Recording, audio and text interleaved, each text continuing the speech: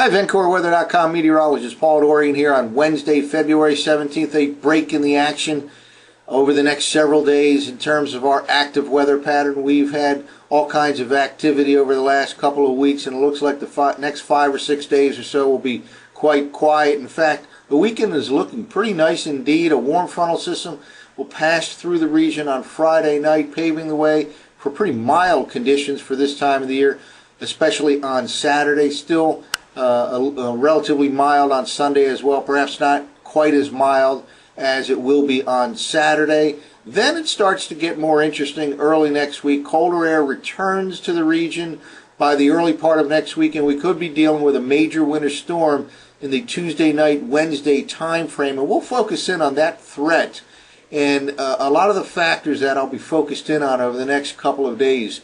This is actually the forecast map by NOAA for next Wednesday morning, and on its face it looks like a potential snowstorm type of situation for the I-95 corridor and points to the north and west. First of all, we have a good location for a storm as of Wednesday morning, as long as it continues to move in this fashion here and not take an inland track like this previous storm did. It was more or less an inland track, and of course our snow changed over to ice and then to rain. Also, we have a nice, what I call a banana-shaped high sitting here, according to the NOAA forecast map for next Wednesday morning. You can envision kind of a banana-shaped high like this, and indeed that is a good setup for having cold air in the northeastern U.S. and a storm system already at the coast and presumably moving to the north and east at this position. However, there are still many questions that remain, and we'll focus in on all of those over the next few minutes. Well, let's now take a look at a lot of the factors we'll be focused in on over the next few days to determine exactly what precipitation type this potential storm in the next week, by the middle of next week, could bring to the I-95 corridor.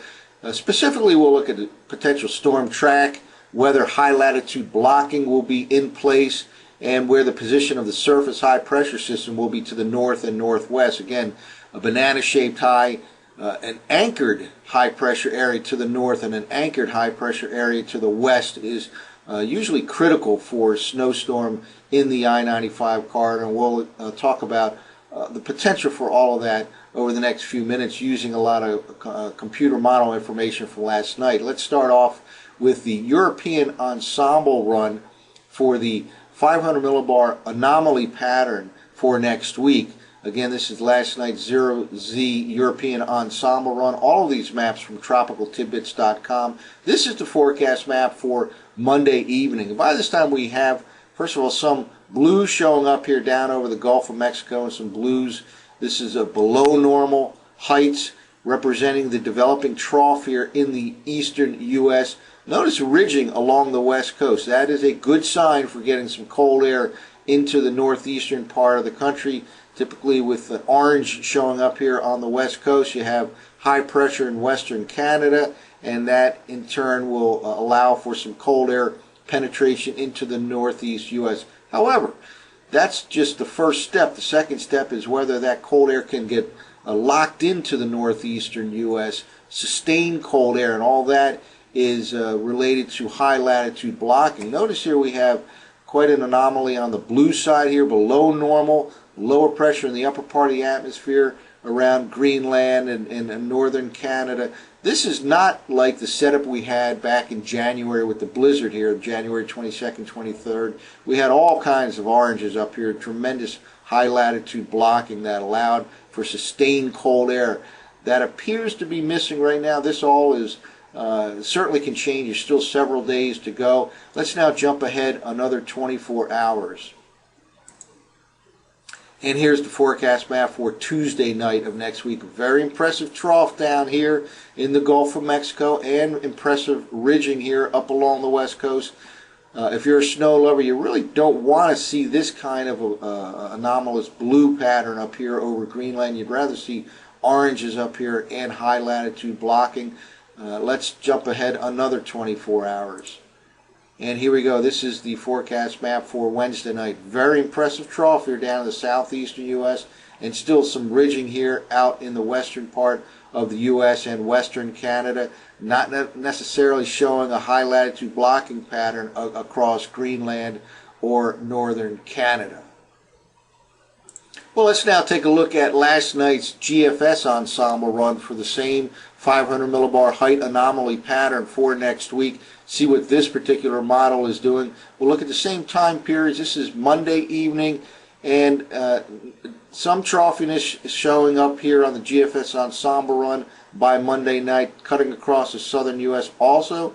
As with the European ensemble run, below normal height anomaly here showing up over near the Hudson Bay region, south of Greenland, northern Canada. Indeed, there is a good looking trough here along the west coast with all these oranges showing up, and cold air certainly looks like it'll come into the northeastern U.S. Let's now jump ahead another 24 hours.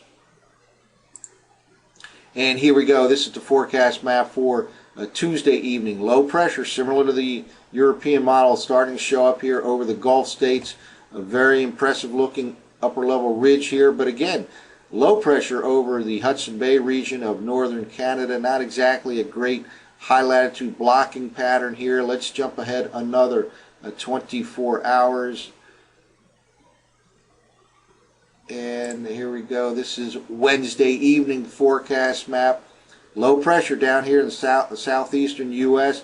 and ridging here, but a continuation of low pressure over the Hudson Bay region of Canada. Again, high latitude blocking at this time appears to be missing in some of these forecast models, at least from that last night, and that still several days to go. Well, let's now jump ahead and take a look at some surface forecast maps. This is the conventional, the operational GFS model run from last night, 0Z. And again, we're looking at Monday evening to start off with here. Notice very strong looking high pressure area over southeastern Canada. Certainly a cold front comes through after a mild weekend.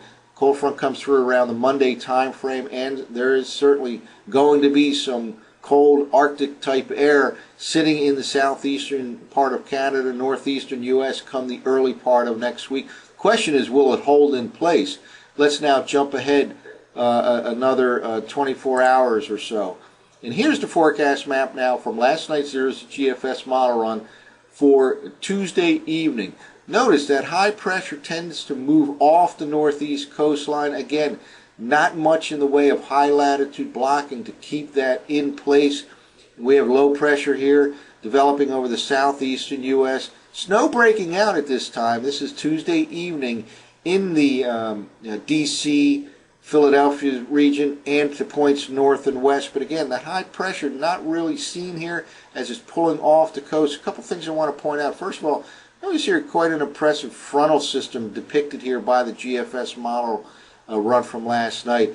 Will this low move right along this frontal boundary zone, or will it tend to take kind of more of an inland storm track?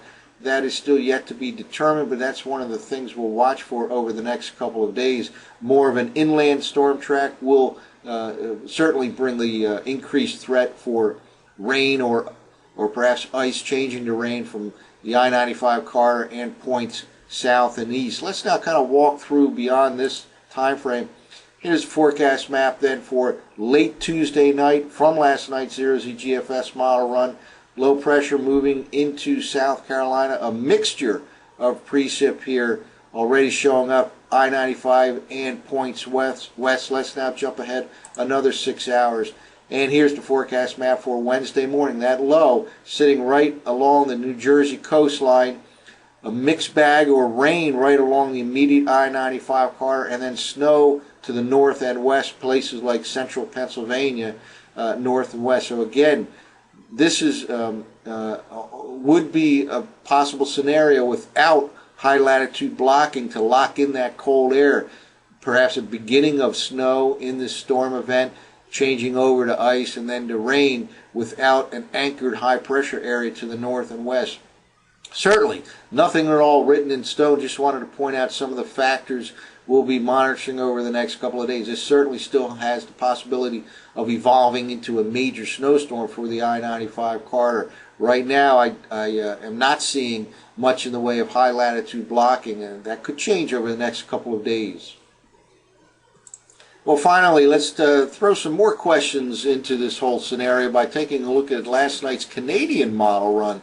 This is for a Tuesday evening of next week, and notice the Canadian model from last night's 0Z run has low pressure quite a bit off the mid-Atlantic coastline, and from there it actually goes pretty much harmlessly out to sea. Let's jump ahead another 6 hours. There it goes by late Tuesday night off to the east, and finally by Wednesday morning it's off the east coast with really nothing at all here in the I-95 corridor.